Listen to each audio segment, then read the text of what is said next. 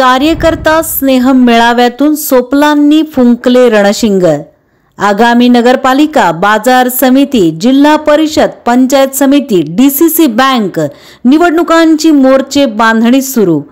सुधीर भाऊ, योगेश सोपल व आर्यन सोपल यांच्यासह सोपल कुटुंबाने साधला कार्यकर्त्यांशी संवाद, मारल्या मनसोक्त गप्पा। बार्शी तालुक्याच्या राजकारणावर पुन्हा स्वार होण्यासाठी दिलीप सोपल सज्ज। नमस्कार, मी नीता देव, आपण पाहत आहात बार्शी टुडे यूट्यूब चॅनल। शांत थंड डोक्याने निवडणुकीची तयारी करत दिलीप सोपल 7व्या वेळेस निवडून आले। त्यांची वृत्ती, स्वभाव, कार्यपद्धती आणि इच्छाशक्ती ही चिरतरुणच आहे।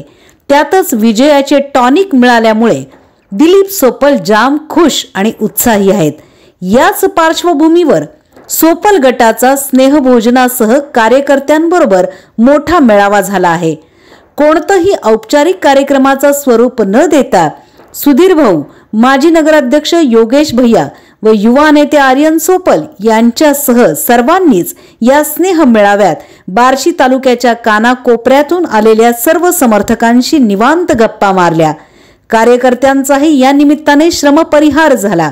निमित्त होते विधानसभा निवडणुकीतील विजयाचे, पण अंतस्थ मनसुबे होते आगामी निवडणुकातील मोर्चे बांधणीचे। आपण पाहत आहात बार्शी टुडे यूट्यूब चॅनल। हा विधानसभेचा विजय सोपल गटाला राजकीय वाटचालीची नवी पहाट आणि नवी वाट दाखवणारा ठरला आहे। सन 2016 नंतर सुरू झालेली पराभवाची मालिका सोपल यांच्या या विजयामुळे खंडित झाली आहे। या विजयाच्या निमित्ताने सोपलांमधील विचारी, परिपक्व आणि संयमी नेतृत्व गुणांचे प्रदर्शन झाले आहे।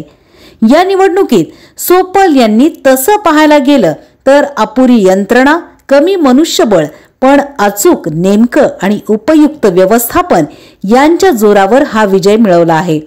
बार्शी तालुक्याच्या राजकारणात सोपल यांच्या विजयाने सोपल गटासाठी नवा अध्याय सुरू झाला आहे। या निवडणुकीत सोपल यांनी आपले हुकुमाचे एक्के वापरले आणि डाव जिंकला, पण ही तर सुरुवात आहे। आपण पाहत आहात बार्शी टुडे यूट्यूब चॅनल।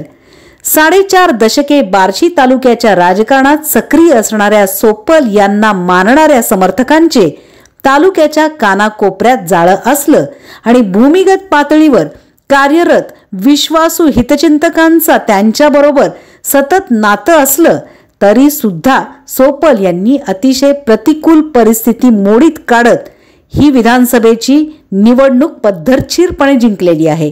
पण ज्या बार्शी शहराने त्यांना 7,500पेक्षा अधिक मताधिक्य दिलं आहे, त्याच बार्शी शहरातील अवर्ग दर्जाच्या महत्त्वाच्या नगरपालिकेच्या निवडणुका आता अगदी डोळ्यासमोर आहेत। पुन्हा एकदा नगराध्यक्ष पदाची थेट निवडणूक होऊ शकते। त्याचप्रमाणे ग्रामीण भागाचा आणि शेतकऱ्यांचा कणा असलेल्या बाजार समितीची निवडणूक देखील केव्हाही जाहीर होऊ शकते। त्याचप्रमाणे गेली 20 वर्ष सोपल विरोधकांचं वर्चस्व असलेल्या पंचायत समितीच्या निवडणुकाही सोपल समर्थकांना सामोरे जावे लागणार आहे।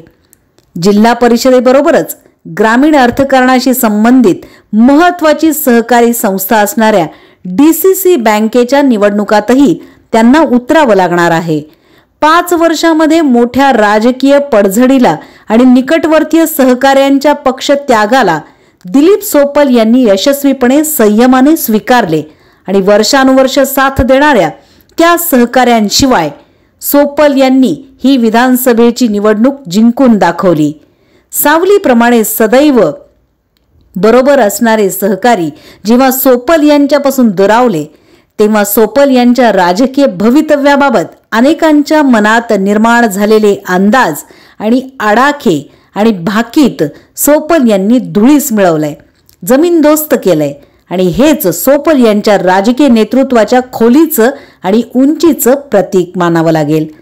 राजकारणात केव्हा काय बोलायचं आणि काय बोलायचं नाही याचं अचूक भान असलेल्या सोपल यांनी ही विधानसभेची निवडणूक जिंकून नुकत्याच झालेल्या कार्यकर्त्यांच्या श्रमपरिहार मेळाव्यातून आगामी निवडणुकीचं रणशिंग फुंकलं आहे, हे नक्की आहे।